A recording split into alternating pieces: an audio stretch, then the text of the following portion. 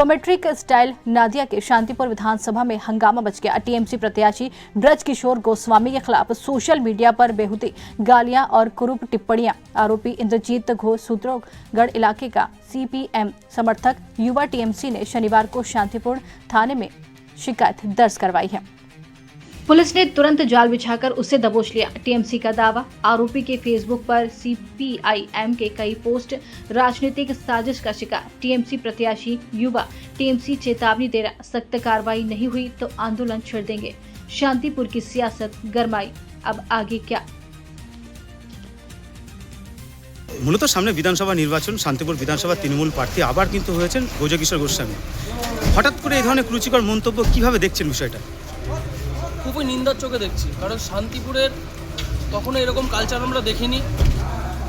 আপনারা সবাই জানেন আমাদের বিধায়ক খুব শান্তিপ্রিয় বিধায়ক, বৈষ্ণব ধর্মের মানুষ, তিনি সবসময় শান্তির প্রতি বিশ্বাস রাখেন। আজকে এত কিছু ছেড়ে আমাদের বিধায়ককে কেন টার্গেট করা হলো? এবং করা হলো তো করা হলো, কালকে ফেসবুক অ্যাকাউন্টে যে পোস্ট করা হয়েছে প্রচণ্ড পরিমাণে অকথ্য ভাষায় গালাগালি করা হয়েছে এবং শুধু একবার দুবার নয়, আধা ঘন্টা পর পরই 30 মিনিট পর পরই এই পোস্টটাকে রিপোস্ট করা হচ্ছে। সুতরাং এটা পুরো, এবং তার অ্যাকাউন্ট আমি পুরোটা খুলে দেখলাম, সিপিআইএমের সমস্ত পোস্ট ওনার কাছে আছে। তৃণমূলের বিরুদ্ধে উনি পোস্ট করেন, তিনি করতেই পারেন।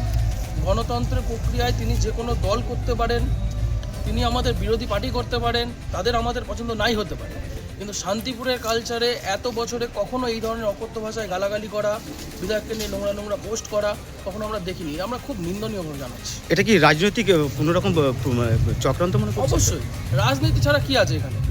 কারণ 2.5 লক্ষ মানুষ সারা শান্তিপুরে, আরও বেশি লোক বাস করে, সেইখানে দাঁড়িয়ে সবাইকে ছেড়ে শুধুমাত্র বিধায়ককে কেন টার্গেট করা হবে? পুরোটা রাজনীতি। আপনারা কি পদক্ষেপ নেবেন?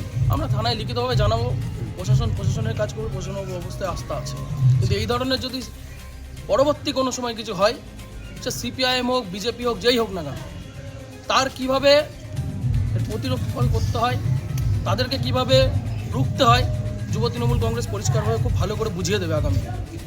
এখন অভিযোগ জমা দেবেন? অবশ্যই। আপনার নাম? আমার নাম বিক্রম আদিত্য, সভাপতি শান্তিপুর শহর তৃণমূল যুব কংগ্রেস। ওখানে